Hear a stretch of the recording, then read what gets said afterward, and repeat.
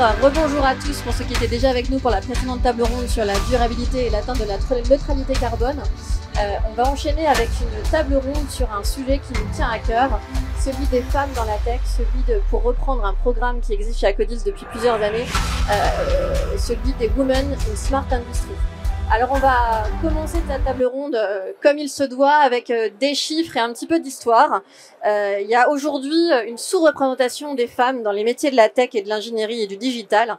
En 2021, les femmes ne constituent en effet que, suspense, je ne sais pas combien vous pensez qu'elles représentent, c'est 28%. 28% des salariés dans ces secteurs, alors que comme vous le savez, les femmes c'est la moitié de la population, donc c'est 50%. Donc il y a vraiment une sous-représentation. Cette sous-représentation des femmes dans les métiers du numérique et du digital, contrairement aux idées reçues, elle est plutôt moins importante aujourd'hui qu'il y a quelques années, puisque au-delà de pionnières dans le monde du digital que vous connaissez peut-être si vous intéressez à ce sujet, comme Ada Lovelace, qui est la créatrice du premier programme informatique, ou encore Heidi Lemar, qui est à l'origine finalement de ce qu'on a pu appeler le premier Wi-Fi, et ben au-delà de ces pionnières, il y avait un grand nombre de femmes, un plus grand nombre de femmes dans les années 50 à 60, généralement des programmatrices d'ailleurs. Mais après, il ne faut pas se leurrer. Dès que ce secteur de l'informatique a commencé à attirer, eh bien, c'est devenu, pardon de le dire, un métier de garçon. Alors, attirer des femmes dans les métiers de la tech, et c'est aujourd'hui évidemment un véritable challenge. C'est d'autant plus important pour les entreprises que c'est problématique finalement pour les métiers de la tech et du digital. On sait que ça façonne le monde de demain, donc on peut considérer que c'est problématique que les femmes y soient sous-représentées. Et puis, c'est d'autant plus important également qu'au-delà du sujet de la parité, finalement, inclure de la diversité, inclure plus de femmes dans les métiers de la tech, eh ben, c'est aussi se laisser la possibilité d'être plus performant, plus inclusif, et finalement, ça n'est que de bonnes choses au final. Alors, pour partager leur expérience de femmes dans les métiers de la tech et de l'ingénierie, mais aussi pour discuter des prochains challenge et levier clé, notamment pour augmenter la place des femmes dans ces secteurs. J'ai le plaisir d'accueillir les trois femmes que vous voyez ici.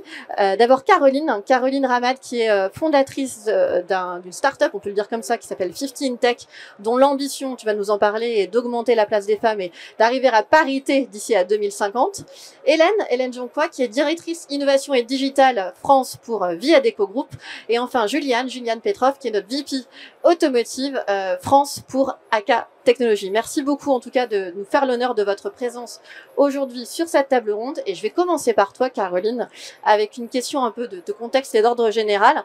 Peux-tu peut-être nous dire deux mots de ton parcours et ton engagement sur ces sujets en tant que fondatrice de 15 Tech? Et surtout, peux-tu nous dresser un état des lieux de la place des femmes dans ces métiers aujourd'hui en France? Ouais, c'est un vaste sujet. Grosse question. Bonjour à toutes, bonjour à tous. Je suis ravie d'être là avec vous aujourd'hui. Donc moi, je suis Caroline Ramad, je suis la fondatrice de cette startup 15 Tech, qui est en fait une plateforme qui aide à sourcer des talents féminins tech à travers l'Europe. Et de l'autre côté, on propose une communauté de soutien et de network à des femmes. Et on leur propose surtout d'accéder aux entreprises les plus inclusives. Et vous allez voir pourquoi c'est important. Avant ça, je dirigeais un incubateur de startup pour femmes entrepreneurs qui s'appelle Willa, donc dans lequel on accompagne à peu près 500 femmes entrepreneurs avec pour moi un grand apprentissage, c'est qu'en accompagnant une femme co-dirigeante, on avait 50% d'hommes, donc 50% de femmes, donc c'était un écosystème qui était extrêmement mixte et c'était très sympa. Dès qu'on sortait de ça, nous les autres incubateurs, il y avait plus que des hommes et je comprenais pas trop pourquoi. Et avant ça, j'étais responsable adjointe de tout le département numérique de la ville de Paris. Donc, basiquement, on avait les femmes à la content, au content et social media, et on avait des hommes à la tech. Et en tant que femme dirigeante du département, c'était pas toujours facile de se faire entendre. Donc, tout ça m'a amené à imaginer 15 Tech et à faire un constat. Et un constat et un chiffre qui m'a quand même pas mal choqué, c'est que non seulement on avait 28% de femmes dans le numérique, mais qu'on en avait 1 sur 2 qui quittait la tech en raison de discrimination au travail, qui peut être des questions d'égalité salariale, des questions d'un manque de promotion, ce qui fait qu'aujourd'hui, on n'a que 8% de femmes exécutives dans ces fonctions. Aussi du fait qu'on n'avait pas d'équilibre vie pro, vie perso qui était très autorisé. Et donc, ça crée des déséquilibres parce que vous le savez, tech ou ailleurs, c'est quand même encore 70% des tâches familiales, c'est quand même les femmes qui les exercent encore. Et ça, c'est un chiffre mondial. Et donc, ce chiffre, il m'a choqué parce que je me suis dit, on perd des femmes alors qu'on n'en a que 28%. On en perd après l'école. Quand elles ont fait Centrale, Polytechnique, elles vont pas forcément vers la tech. Parfois, elles n'ont pas toujours des très bonnes expériences dans l'école. Et on a aussi un nouveau vivier de talents qui arrive, qui est la reconversion, on en parlera. Et elles ont des parcours d'emploi, elles représentent pourtant 40 à 60% de ces filières, et elles ont des parcours d'emploi qui sont difficiles, personne ne recrute en reconversion professionnelle aujourd'hui. Et donc je me suis dit, en fait on a quelque chose à faire. En proposant une solution qui est assez pragmatique, c'est-à-dire prescreener des entreprises qui font des actions, qui sont peut-être pas exemplaires sur tout, mais qui vont dire sur quoi ils sont peut-être meilleurs que d'autres. Et de l'autre côté, des femmes qui vont chercher ça, qui ont peut-être été sous-payées, puisque quand on a 10 000 euros d'écart en moyenne, ça fait 400 000 euros sur une carrière, ça fait un petit appart à Paris quand même, c'est pas rien. Et on va bientôt révéler des chiffres avec Figures, vous verrez que même à compétences égales, donc si on regarde des métiers comme software engineer, c'est quand même vachement recherché, 5% d'écart à skills égales, alors qu'il n'y a aucune raison alors que c'est des talents pénuriques que tout le monde demande. Et ça, c'est une situation aujourd'hui qui est très occidentale. Donc ça, c'est intéressant pour l'histoire des femmes dans la tech, c'est que années 70, il y avait 40% de femmes dans les études de computer science, parce que c'était un métier qui était aussi féminin que masculin, souvent qui n'avait pas été valorisé. Voilà, et même avant, les computer girls, c'était des calculations qu'on faisait à la main, et donc c'était un travail de secrétaire. Il n'y avait que des femmes. À partir du moment où on a inventé l'ordinateur personnel, donc les premières pubs d'Apple, on a eu le geek dans la cuisine qui faisait sur l'ordinateur et la femme qui faisait la cuisine. On a commencé à offrir l'ordinateur plus aux petits garçons qu'aux petites filles. Et c'est là que le marketing, le hardware versus software maintenant, et donc tout ça, c'était des mots durs. Donc c'est devenu un métier de geek où il y avait majoritairement des hommes et plus des femmes. Et donc c'est un marketing de métier qui s'est créé. Alors que si vous allez dans les régions, Tunisie, c'est 58% de femmes, l'Inde, c'est 38%, la Malaisie, c'est 60%, pas des métiers des pays dans lesquels il y a forcément de l'égalité femmes-hommes, mais parce que c'est décrit comme des métiers féminins. Attendez, pourquoi? Parce que c'est propre et parce qu'on peut le faire à la maison. Donc, moi, la féministe, voilà, au conseil d'administration d'Ocean Femmes, ça me fait mal quand même mais bon, c'est comme ça. Et surtout, on est incité à devenir ingénieur, soit en construction civile, soit en ingénierie informatique, et donc c'est là que le métier propre ou à la maison peut primer. Mais ça veut dire que dans vos stratégies du coup d'attractivité des talents, aujourd'hui elle peut plus être ultra locale parce que vous allez avoir 15% de femmes dans l'IA en France, mais vous allez en avoir 26% en Italie parce que vous avez des structures comme Polytechnico di Milano qui sont très en pointe, etc. Donc vous générez plus de profils féminins en Lettonie, ou vous allez en Tunisie, donc là 58% de femmes, beaucoup dans la data science, beaucoup dans la computer science, etc., etc. Donc en fait, aujourd'hui, on peut penser aussi différemment le pipe, on peut comprendre. Les mères russes sont moins biaisées par rapport à la science que par exemple les mères françaises. Et donc elles ont plus d'incitation parce que les métiers scientifiques sont très valorisés. Parce que c'est des opportunités majeures pour, mettons, sortir du pays ou pour avoir des métiers bien payés. Et donc, en fait, c'est hyper intéressant de comprendre que c'est une construction culturelle. Et donc, quand j'entends encore parfois des devs ou des head engineering qui disent « Ah bah, le code, c'est pas fait pour les filles. Regarde, on les retrouve pas à Centrale. » En fait, elles arrivent aujourd'hui massivement dans les formations courtes. Et on verra, mais elles sont pas tant formées que ça dans les entreprises. Donc, en fait, on leur recrée des parcours d'emploi pas cool. Donc, voilà. Donc, ça, c'est hyper passionnant. Et donc, on ne changera pas la donne tant qu'on n'aura pas des femmes qui sont bien dans cette industrie, parce que c'est les mères et les pères et l'entourage familial qui vont donner envie aux jeunes filles d'y aller. Et ça, c'est prouvé par toutes les études. Donc, on peut changer la donne, mais il faut renverser drastiquement dans notre manière de voir les choses et de raconter aussi ces métiers. Tu m'offres une excellente transition. On a la chance d'avoir à côté de nous deux femmes qui, je crois, sont très bien dans leur industrie respective et dans leur métier respectifs. Je me tourne vers toi, Juliane. Quel est ton parcours, tout simplement, parce que tu es plus là pour nous parler de ton parcours et comment toi t'évolues au quotidien sur ces sujets. Et que penses-tu de la question de la sous-représentation des femmes dans la tech aujourd'hui? Merci Nathalie. Je suis une femme. Parle bien dans ton micro. Je suis une femme et rien ne me prédisposait à travailler dans le milieu des technologies. 80% dans le monde des technologies. Comme ça. On t'entend pas si tu mets pas le micro très près de ton menton. C'est parce que je bouge. Donc le monde des technologies est un monde très masculin. 80% des ingénieurs et chercheurs sont des hommes et je suis une femme. Ce monde de l'ingénierie et de la recherche est un monde d'ingénieurs et je suis issue d'une école de commerce. Alors, femme plus école de commerce, mais tu es quand même pourtant bien dans ce métier, on est d'accord? Et j'y évolue depuis plus de 20 ans avec beaucoup de passion et une certaine réussite, je pense.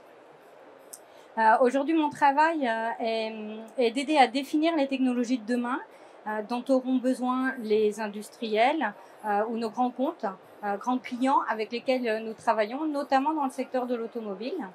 Il s'agit d'anticiper les tendances et le futur des technologies. Le secteur automobile est un secteur très masculin et il est vrai qu'il n'est pas forcément évident d'y avoir sa place en tant que femme et au sein d'une ESN non plus, pour ajouter aussi ce... Et donc, finalement, je pense que c'est au fond la même chose, peu importe le secteur d'activité. Je pense qu'on a tous ce ressenti, secteur ou même au niveau des technologies, c'est pareil. Donc, pour revenir à la question de la représentation des femmes dans la technologie, j'avoue que je me suis jamais posé la question avant d'y être et j'y suis très bien. Je pense que, et tu l'as expliqué à un moment donné, c'est plus...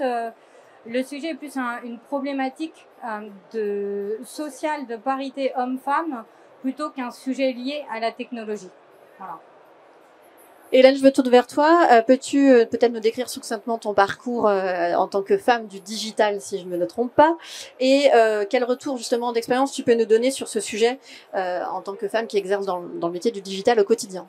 Oui, bien sûr, bonjour à tous. Alors moi, j'ai commencé chez voyagesncf.com, donc site de e-commerce à l'époque où c'était l'explosion vraiment du e-commerce. Et donc du coup, je suis vraiment tombée dedans un peu par hasard. J'ai pas de diplôme, j'ai un diplôme de marketing, donc rien de très tech. Et donc, je suis tombée par l'angle de la relation client digitale, le marketing digital et le produit. Et c'est comme ça que, à un moment où on commençait à parler d'agilité, j'ai commencé à me rapprocher des équipes plus tech et à me rendre compte à quel point il y avait des synergies et des complémentarités absolument évidentes entre ces métiers et où je me suis retrouvée confrontée à un moment à quand on fait du marketing, on est à 80% des femmes et quand on fait de la tech, en fait, on est à 80% des hommes et à être confronté à cette problématique dont on commençait à parler un petit peu, de se dire quelle crédibilité on a quand on est une femme à parler à des hommes qui font de la tech et est-ce que réellement on se comprend. Et après, dans mon parcours, j'ai évolué plutôt sur des sujets de transfo digital dans des grands groupes. Donc, je suis en banque, dans un secteur en plus hyper réglementé.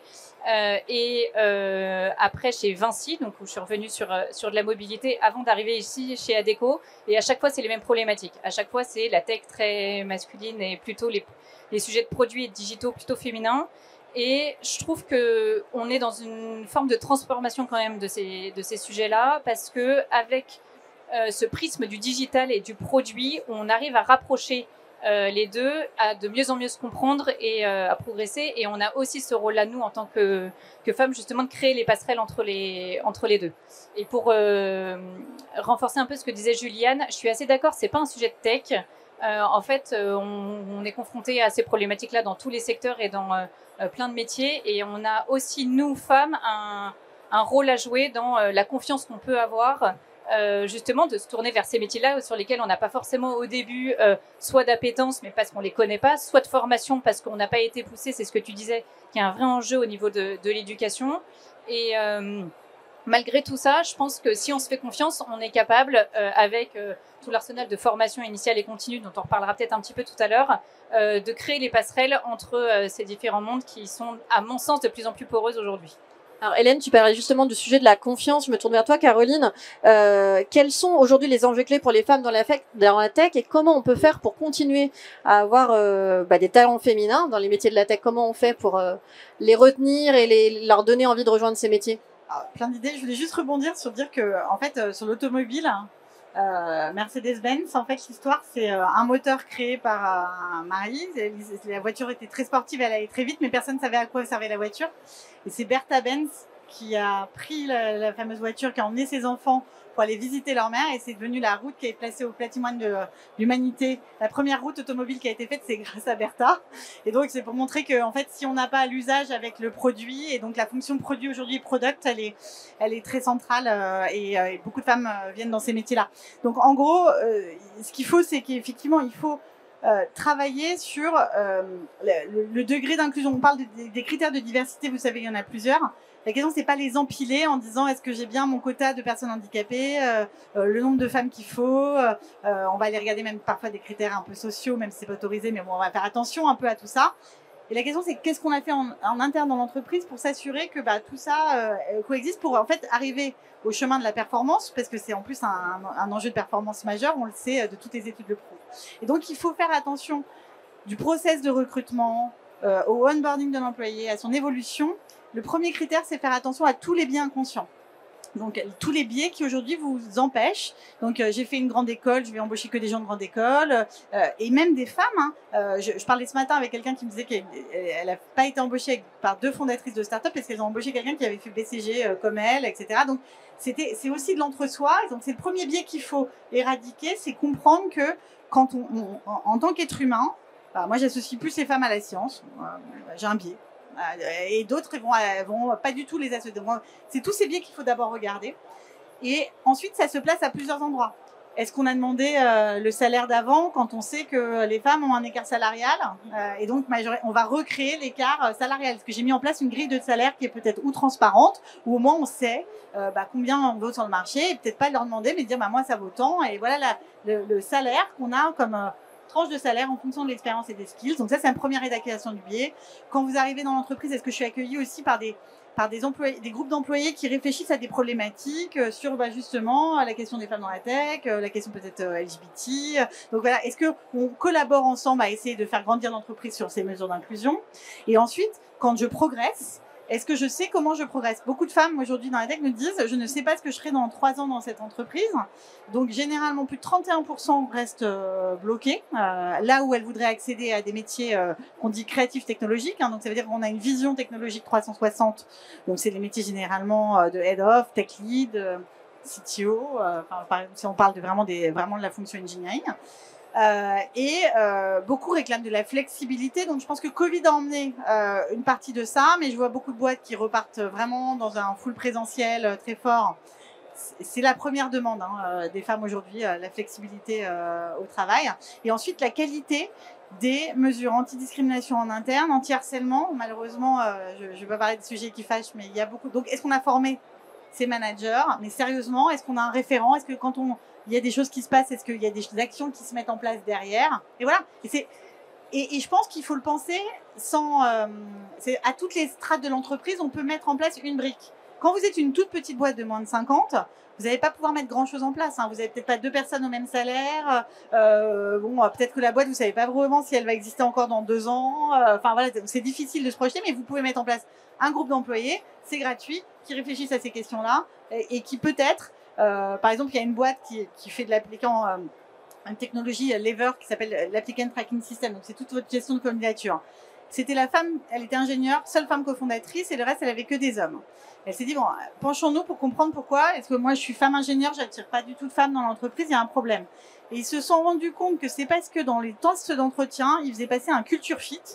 Et le fameux culture fit, vous savez, dans les startups notamment, ou parfois dans les plus grands groupes, c'est vraiment voir si vous collez à l'esprit d'entreprise. Sauf que dans des très petites entreprises comme ça, parfois le culture fit, c'est on onboard tout le monde, on va boire une bière le mardi soir à 19h pour accueillir tous les nouveaux employés.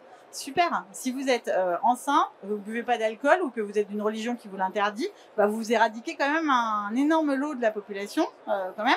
Et donc, c'est ça, en fait. Parfois, c'est je suis très jeune, j'ai monté ma boîte très jeune, une femme de 35 ans qui a un enfant, non, on n'a pas le culture fit. Donc, c'est le premier truc qu'ils ont éradiqué. Ils ont eu 50% de femmes dans l'entreprise après. Donc là, tu parles finalement des enjeux de rétention. Je crois qu'il y a un deuxième enjeu qui est celui de la reconversion aussi. Ah oui, alors l'énorme enjeu de la reconversion professionnelle. Donc tous les bootcamps aujourd'hui qui sont massivement financés, Simplon par l'État, etc. Les écoles comme Ada Tech School sont super. Aujourd'hui, les femmes, elles ont compris l'appel. Alors, elles le comprennent aujourd'hui trop tard, puisqu'on sait que elles prennent pas le bac, option numérique ou scientifique, et qu'en plus, avec la réforme du bac, ça va être encore plus la cata. Donc, on va pas vers du mieux sur la génération qui arrive, malheureusement. On vient de se prendre 10 ans dans la vue. En revanche, elles le comprennent après. Elles ont compris que c'était des métiers très bien payés, super sympas, dans lequel il y avait énormément d'enjeux, en plus, top de rentrer ou dans des grands groupes qui adressent ces problématiques. Sauf qu'elles vont le comprendre vers 25, 30 ans, parfois 35. Elles vont faire une reconversion, c'est 6 mois de bootcamp en data science ou en développement. Et si derrière, vous n'avez pas une entreprise pour les embaucher et qu'elles continuent à apprendre, donc moi je pense qu'aujourd'hui, il y a encore une brique qui est fondamentale, qui est entre ces fameuses reconversions courtes et quand même être bien payé. Donc, en arrivant, parce que vous pouvez pas vous permettre quand vous avez 35 ans et un enfant d'être payé 1500 balles en arrivant, surtout si vous êtes dans des régions parisiennes ou quoi que ce soit. Enfin, voilà. Et donc, il y a encore cette brique-là. Je pense qu'il y a encore un enjeu de la formation interne. Et c'est là, le vivier, il est colossal. Mais je vous dis, tous les jours, j'ai une femme en Allemagne qui s'enregistre, qui me dit j'ai sacrifié ma carrière pour les enfants, je viens de faire un bootcamp en data science, j'ai 0 réseau. Comment je fais? Donc, comment est-ce que ces profils-là, mais qui évidemment, en valeur, compétences, hard skills, si vous les valorisez, ça ne vaut pas grand-chose puisqu'elles n'ont pas beaucoup appris. En revanche, en motivation, en capacité d'apprentissage, d'expérience avant, j'avais des femmes dans le marketing digital chez Dior Couture qui vont donner front-end. Vous imaginez pour une marque de luxe d'intégrer dans son site genre de c'est des parcours d'emploi difficiles.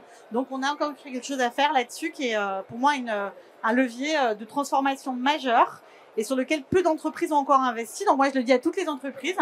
Voilà, c'est vraiment là qu'est le pipe en fait. Ils sont là et les profils issus de la diversité au global, si on empile les critères de diversité, ils sont également là. Et donc c'est de l'investissement, mais c'est notre futur. On a 49 millions de jobs dans la tech aujourd'hui, c'est 150 millions dans moins de 4 ans. Il n'y aura pas des software engineers qui ont 10 ans d'expérience sur le marché et encore moins femmes. Et si vous voulez en plus rajouter des critères d'ethnicité, machin, etc. Donc voilà, ils sont pas là. On les a pas générés avant. Donc il va falloir les générer maintenant. Justement, Juliane, pour donner envie de se projeter dans ces métiers, il y a vraiment un enjeu là, comme on comprend avec Caroline, de se dire on peut y être, on a le droit d'y être, on a le droit de s'y projeter. Quelle est toi ta clé de réussite au quotidien en tant que femme dans la tech? Là encore, on revient sur ton expérience pour donner envie justement aux femmes peut-être qui nous écoutent de se projeter dans ces métiers. Alors, l'époque de Léonard de Vinci est révolue. Le monde de la tech est avant tout une aventure humaine, le résultat d'un travail en équipe qui réunit les talents. C'est justement mon métier de trouver les bonnes compétences, de constituer la bonne équipe qui va faire émerger la technologie. N'étant pas ingénieur de formation, donc relativement neutre et neuve sur les technologies, puisque d'un profil plus commerce, je suis sans idée préconçue et j'écoute, je construis avec mes clients la bonne solution pour eux. C'est la clé de la réussite, écouter et ne pas se substituer. Je ne décide donc pas de quelles compétences mes clients ont besoin. Je travaille avec eux pour bien cadrer et comprendre ce qu'ils recherchent. Ensuite, je vais trouver l'expert, l'équipe, le profil qui saura répondre et matcher parfaitement, matcher techniquement, mais aussi humainement. L'humain est au cœur de la réussite collective et une équipe, c'est avant tout l'envie de chercher, construire et de produire ensemble. C'est mon métier de réunir les talents et c'est cette sensibilité, cette compréhension que j'apporte à l'édifice de la technologie. Sans le collectif, rien n'est possible. Et comme je vous le disais, l'époque de Léonard de Vinci est révolue. Le savoir technologique ne peut plus appartenir à une seule personne. Elle appartient à une équipe et c'est mon travail de la constituer. Merci. On est en train de se dire finalement que là, ce qui fait la force des équipes dans les entreprises, c'est d'avoir des équipes diverses et mixtes. Sur le sujet de justement de la confiance de ces équipes et aussi pour quelque part essayer quand même d'augmenter la place des femmes dans la tech. Est-ce que toi tu penses, Hélène, qu'il y a un intérêt d'avoir des rôles modèles dans les métiers de la tech? Est-ce que ça peut influer, générer plus de vocations? Quel est ton avis là-dessus? Alors moi, par rapport au parcours que j'ai eu, je te dirais plus que plutôt que les rôles modèles, moi je crois beaucoup au mentoring parce que j'ai eu la chance moi d'avoir des mentors, hommes et femmes d'ailleurs, pas que femmes, des gens qui t'accompagnent et qui pendant ton parcours ont confiance en toi. Alors ça fait un peu buzzword de dire bienveillant, mais c'est quand même la réalité. Je pense que c'est un fond de bienveillance qui est absolument indispensable. Et qui t'accompagne, qui te donne des clés, des conseils, qui sont soit passés par là, soit qui auraient aimé avoir ce parcours-là. Et donc moi, ça m'a été vraiment très utile et ça m'est toujours utile aujourd'hui. Après, pour ça, il faut aussi l'accepter, c'est-à-dire qu'à un moment, c'est mentorer et mentor. Et il faut donc accepter ses conseils et ses parcours et se dire qu'en fait, on a, nous, peut-être une idée préconçue de là où on veut aller, mais que grâce à ce mentoring, en fait, tu peux savoir bifurquer et c'est comme ça que tu t'ouvres à des métiers peut-être auxquels tu pensais pas au départ. avec quelqu'un qui te dit mais si en fait t'en es capable, je vois pas pourquoi savoir coder, faire du dev, au départ t'as pas de formation mais tu peux en acquérir et après du coup t'embrayes sur des sujets de formation initiale et continue. Quand t'as pas la formation initiale au départ, c'est pas pour autant que l'entreprise peut pas t'amener justement à faire un certain nombre de formations pour trouver les bonnes passerelles et et bifurquer sur des parcours qui finalement peuvent t'intéresser mais pour lesquels tu n'avais pas cette connaissance au départ. Et donc, je trouve que mentoring, formation, tout ça, c'est un peu des combos gagnants qui te permettent justement de te développer, d'accéder à des jobs et des responsabilités auxquelles tu croyais pas au départ. Et voilà. Et pour moi, en tout cas, ça a été une des clés qui a permis que je puisse découvrir de nouveaux métiers et élargir le spectre des compétences qu'on peut avoir. Donc le sujet finalement du mentoring et de la formation. Caroline, je me tourne vers toi. Si on essaie de se projeter là un petit peu dans le futur, quels sont les leviers clés d'action pour demain? Et puis surtout, je pense au rôle de l'éducation. Alors je vous donne un petit chiffre. Seulement 33% des filles sont encouragées par leurs parents à s'orienter vers les métiers du numérique contre 61% pour les garçons. Donc quel rôle de l'éducation et quel levier clé, Caroline, pour demain si on veut essayer d'attirer plus de talents féminins dans les métiers de la tech? L'éducation, elle va être clé. Je pense qu'il va falloir vraiment passer par des méthodes limite Montessori par le projet. Voilà, j'ai mon neveu qui fait Epitech et bon, ils ont appris Python dans la classe numérique. C'était encore des vieux trucs pas hyper cool. Ils ont dit mais pourquoi vous ne pouvez pas déposer une app là, un truc un peu sympa. Donc je pense que il va vraiment faire passer par des capacités de projection beaucoup plus fortes et d'autres méthodes d'éducation, un peu comme le fait Adatech School. Ils ont appliqué la méthode Montessori pour l'apprentissage du code. Donc ça, dans l'éducation, ça va être fondamental. Pour les jeunes filles, c'est l'inspiration directe et donc familiale. Et le mentoring, effectivement, pour après, ça c'est stratégique et je dirais même plus dans l'entreprise, c'est même le sponsoring. C'est comment des personnes vous portent et vous placent sans que vous ayez à demander et on a pensé à vous et donc voilà où tu vas aller. Tu réfléchis pas trop mais tu prends l'opportunité parce que je sais que ça va matcher avec toi et tu l'as saisi. Donc effectivement, il y a plusieurs leviers. L'éducation, il va falloir vraiment le faire massivement.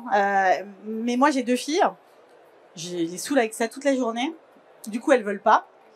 Donc j'ai réussi à en convaincre une peut-être parce que je lui ai raconté qu'il y a des ingénieurs à Silicon Valley qui gagnaient plus $1 million. Je sais pas si ça l'a inspiré. Je me dis ah merde, c'est ça qui t'a motivé. Je dis bon ok si c'est motivation par l'étude, c'est pas très. Ouais, j'ai dit ok si c'est ça, ok on va essayer de te motiver par ça. Et donc mais vraiment j'essaye tout. Et voilà, donc, fait faire du scratch, machin, elle a trouvé ça nul, elle a trouvé ça pas très intéressant, elle m'a dit oui, c'est basique là ton truc, j'ai dit ok, donc c'est pas facile, donc il va falloir vraiment y aller parce que les constructions, on va dire, même quand vous êtes là et que vous les accompagnez vers ça, la construction mentale qu'on donne et qu'on applique sur petite fille, petit garçon, c'est extrêmement fort, Voilà, donc, et pour revenir sur le rôle familial, je crois que tu peux peut-être nous donner un chiffre si tu l'as en tête.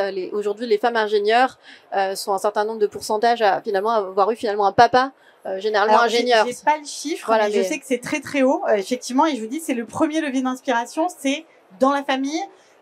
Si on a éventuellement une tante ou voilà, on a eu un grand-père, là on a un modèle d'inspiration et donc si c'est une mère c'est encore plus fort évidemment et c'est pour ça que le rôle modèle c'est très important mais la manière de s'approprier, parce que moi je sais que quand j'étais chez Willa j'ai demandé à tout nouvel entrepreneur qu'on accompagnait quel a été ton modèle d'inspiration pour devenir entrepreneur, c'était toujours un modèle familial ou de l'entourage. Et donc, il faut des femmes sur la tête des magazines, dans les médias, beaucoup plus, parce que c'est ça qui va transformer globalement l'esprit d'appartenance et même dans la tête de tout le monde. Mais le modèle d'inspiration des femmes, il est très, très... C'est pour ça que je pense que le mentoring marche très bien. C'est quelque chose qui va être appropriable. C'est un conseil que je vais pouvoir actionner. La femme qui a 9 enfants, qui est devenue VP de je sais pas quoi, engineering de Google... Vous la regardez un peu comme un animal sauvage, en mode comment elle a fait, je ne sais pas. Et donc si on n'a pas les étapes qui ont amené de ces études jusqu'à comment je l'ai fait avec des conseils très pratico-pratiques, les femmes ne s'approprient pas le modèle, elles pensent que c'est impossible. Voilà, donc ça je l'ai beaucoup étudié et donc c'est pour ça qu'il faut du mentoring, de l'appropriation et des modèles appropriables et pas trop Wonder Woman. Sinon on a beaucoup de mal à se projeter dans le modèle. C'est triste, hein, mais bon c'est comme ça. Merci beaucoup mesdames pour ces échanges. Alors vous savez qu'on est à Vivatech, le temple de l'innovation et de la tech. Je ne peux pas résister au fait de vous demander d'une façon un petit peu plus personnelle de vous faire réagir sur un sujet qui n'est pas celui des femmes dans la tech, mais sujet de l'innovation. Quelle innovation qui est intervenue ces 10 dernières années vous a profondément marqué ou impacté? Ou si vous voulez pas prendre cette question, quelle est selon vous peut-être l'innovation que vous rêveriez de voir le jour dans les années qui viennent? Voilà, une question innovation et pas une question femme pour finir. Alors moi je dirais tout ce qui est guidage et cartographie, parce que je pense qu'en fait tous, autant qu'on est ici, on utilise tous et sûrement quasiment tous au quotidien une application Uber, Google Maps, Waze, G7, SNCF, RATP, et je trouve que cette innovation elle a complètement changé nos façons de nous déplacer, et donc moi qui ai traversé quelques années dans le secteur de la mobilité, je trouve que c'est une vraie révolution. Juliane? J'allais dire, quand on est une femme, on a en général quand même un problème d'orientation, et donc ça aide beaucoup. Ou pas du tout. Là, j'ai même pas tapé dessus. J'ai dit tout ce que tout le monde pensait. Moi, j'ai pensé à Spin Launch parce que je trouve ça impressionnant. SpaceX, forcément. Mais si je reste quand même dans mon secteur, qui est l'automobile, c'est le véhicule électrique. Ouais. C'est la nouvelle loi qui est tombée où en 2035, il n'y a plus de véhicules thermiques. Donc, et l'impact, finalement, de cette modification, de ce changement et de cette imposition de loi, sur les compétences. Donc, demain, il y aura des milliers de compétences de femmes et d'hommes qui est ultra compétent sur de la conception thermique, qui demain va falloir qu'on travaille sur de la reconversion sur les nouvelles technologies. Voilà. Effectivement, bon point. Caroline? En passé, je dirais le smartphone. Je pense que plus personne ne vit sans ça. Je pense que ça a révolutionné, en bien ou en mal, mais totalement notre vie. Et puis c'est devenu notre ordinateur perso. Et je dirais que peut-être que la technologie qui n'a pas été encore totalement inventée, mais tous les matériaux justement qui vont permettre. Là, il y a un type qui est en train d'inventer une sorte de faux bois qui va permettre d'avoir un vrai matériau totalement écologique. Voilà, moi je suis très passionnée par tout ce qui va pouvoir se passer au niveau du climat, parce que au-delà de mon engagement sur la diversité, je pense que et donc je pense que d'ailleurs c'est parce qu'on n'a pas aussi de profil assez divers qu'on est en train parfois d'inventer une planète qui va pas totalement dans le bon sens, mais bon voilà. Mais c'est très très lié.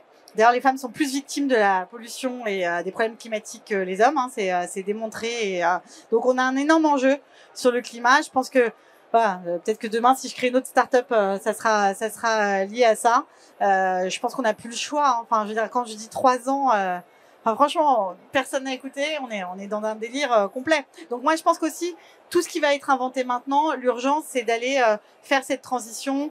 Et donc ça passera par à la fois beaucoup d'innovation, peut-être parfois l'innovation viendra du renoncement à certaines choses, et comment est-ce qu'on va pouvoir allier les deux pour que on sauvegarde quand même notre bien le plus précieux, parce que c'est dans le look-up, je crois qu'on est très adepte quand même. Donc voilà, donc ça c'est sûr que j'ai envie de la voir arriver, toutes ces techno ou non techno qui vont permettre de sauver la planète. Merci beaucoup à toutes les trois d'avoir été avec nous durant cette table ronde. Je crois qu'il nous a un peu ouvert les chakras sur le sujet des femmes dans la tech et des femmes dans les smart industries. Je vous propose de nous retrouver pour notre prochaine table ronde à 13h45 et je vous remercie de nous avoir écoutés. J'espère que ça vous a inspiré et j'espère aux femmes qui sont ici que ça leur a donné envie d'aller dans ces métiers. À très bientôt, merci.